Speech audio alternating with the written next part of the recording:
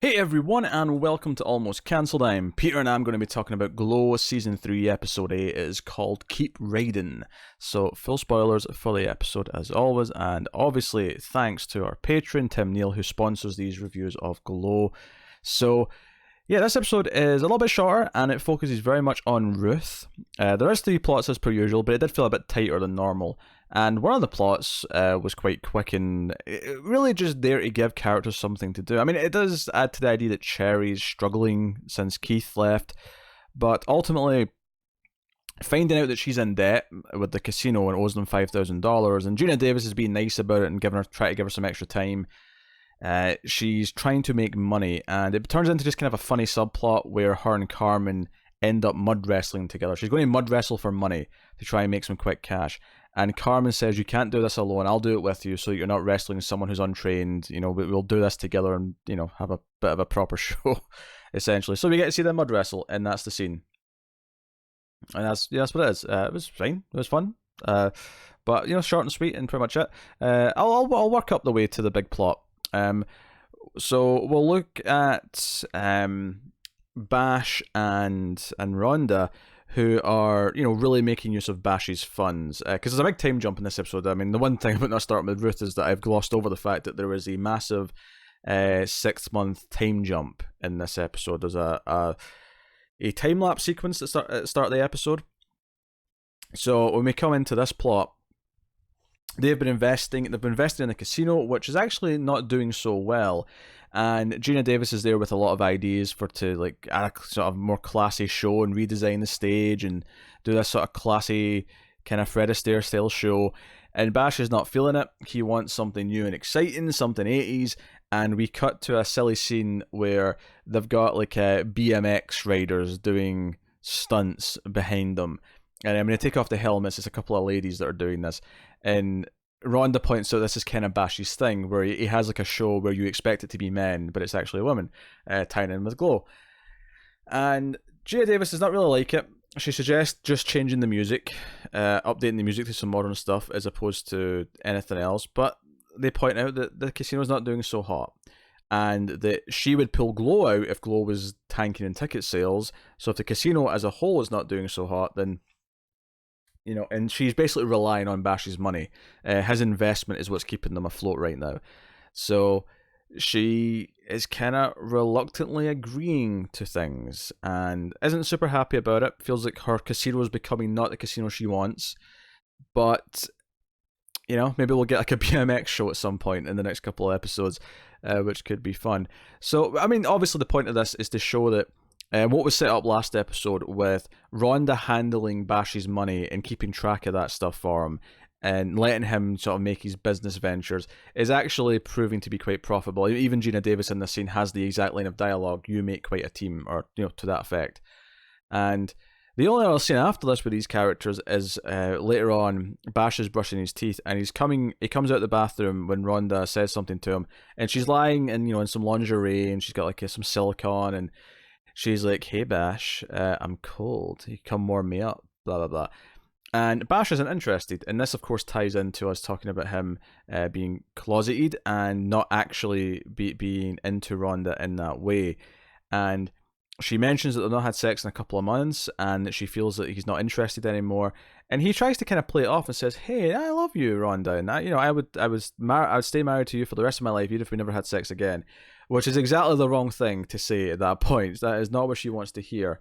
That just further compounds the idea in her mind that he is not interested sexually in her.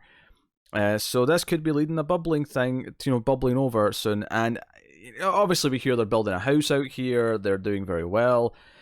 But this is bubbling beneath the surface, and I think we're going to see it maybe spill over either next episode of the finale, where Rhonda maybe finally kind of gets more of a gist, confronts him about it, maybe more so than she did here, where he was able to kind of nice talk his way out of it without really giving much of an explanation. So yeah, that was their plot. And then Ruth of course had the main plot. Ruth starts the episode with this time-lapse sequence where she's got a cake for their 50th show, and this presumably is right after the events of the previous episode.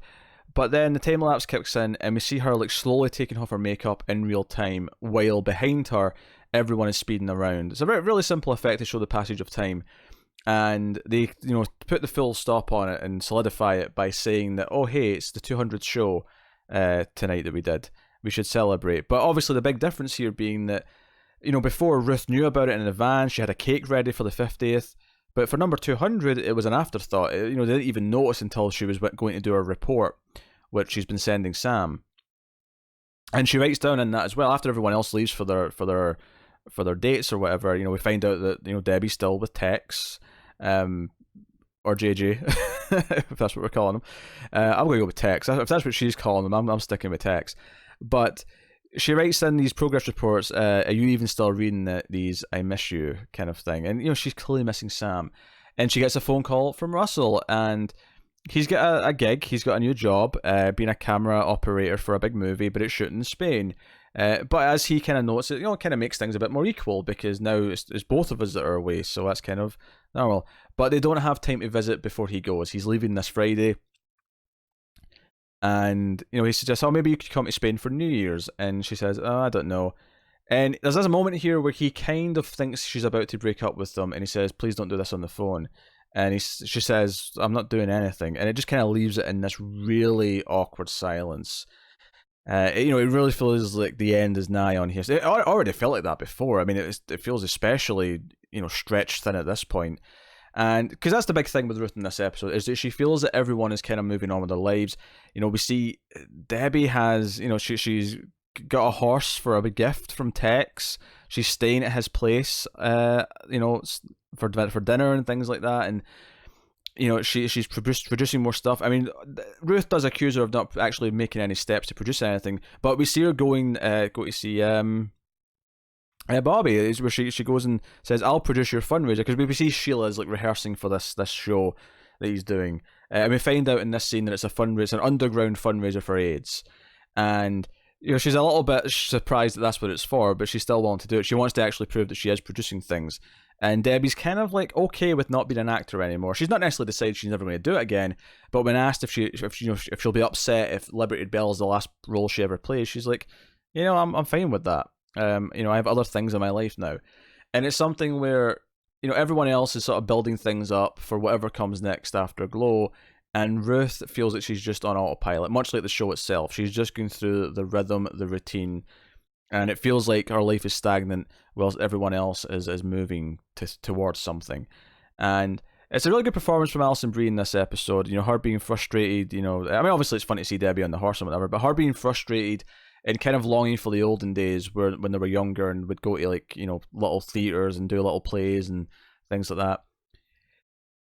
And it all builds up, because I think the episode might not be the most flashiest of the season, but I think what I love about it is the ending. I think the ending of this episode is wonderful. She goes to a psychic briefly, actually. I don't really have much to say about that scene, other than how desperate she clearly is to kind of, like find something she's passionate about again. The hole that's been left by everything, Sam especially, has really eaten away at her. And the final conversation on the phone when Sam calls and says, hey, it's me, and I'm doing this movie with Justine. Presumably he's directing it. It's been 6 months since that last episode, and he, time has moved ahead. They're probably at the point where they're ready to, at least start casting, because they're calling Ruth. And he says, hey, I've got a role for you if you're interested. So if you want it, I think you'd be great. Can you call me back? And the entire episode rests on this moment, this reaction on Alison Brie's face, as the slow happiness and just a little bit of tears in her eyes, like not like just her eyes are watering up, and as she starts to smile, and it is just this genuine happiness that she has been lacking all episode. It's like, not only, it's not obviously she's excited to be in a movie, obviously, but like, it not only is it Sam like finally calling back, but it's, that was the thing she'd kind of made her mind up on back in episode 6 that ended with the reveal that Sam had left. She'd made the choice that she did actually kind of want to go down that path, that she was interested in Sam, and then it was like sort of pulled away from it. And Sam even kind of like, very quickly and vaguely apologizes for it. He's like, oh, sorry about, he just kind of says that and moves on to what he's saying. but she feels wanted in this scene, and not in like a romantic way necessarily. I mean, I'm sure he's still interested, but just wanted in the sense that she's wanted for something, and she's not just being forgotten. She's not an afterthought, and it's a really sweet moment that the acting really sells. So, really good in that sense. Definitely a shorter episode overall, and maybe given that the C plot with Cherry and Carmen is just kind of there. Doesn't feel like it's going to have too much consequence. I mean, maybe Cherry will have a nice payoff from this. I'm not sure, but solid per usual. If not one of the standout episodes of the season. But the final moment was it's maybe one of the best moments of the season for me. I really thought that was really sweet. So, props. And you can tell it's a shorter episode because this review is only about 11 minutes long right now. Probably another minute or two by the time I'm done wrapping up. So, I'm looking forward to the last 2 episodes and seeing where it goes. And it did just get renewed in the past couple of days for a 4th and final season. Delighted that they know it's their last season and they can end it properly. And happy to get one last season, one last ride with these characters. So super exciting. So looking forward to it. Let me know what you think of the episode in the comments below. Like and subscribe, all that stuff. Get me on the Twitters at mail_fuzz for channel updates. If you want to support the show and the channel and everything we do here, you can head over to patreon.com/mailfuzztv and you can support us for as little as $1 per month.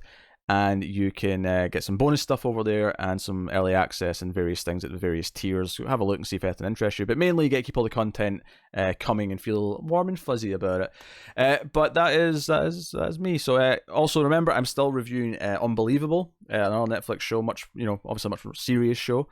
I've got a few episodes of that left as well, and we're trying new stuff. We're trying The Politician this coming Friday from Ryan Murphy and see if that sticks. If it doesn't, then no worries, because the following week we have Reason D on to try. Netflix keep throwing stuff at us. So thank you very much once again for watching or listening. I always appreciate it. Keep watching TV, guys. Have you got any vanilla?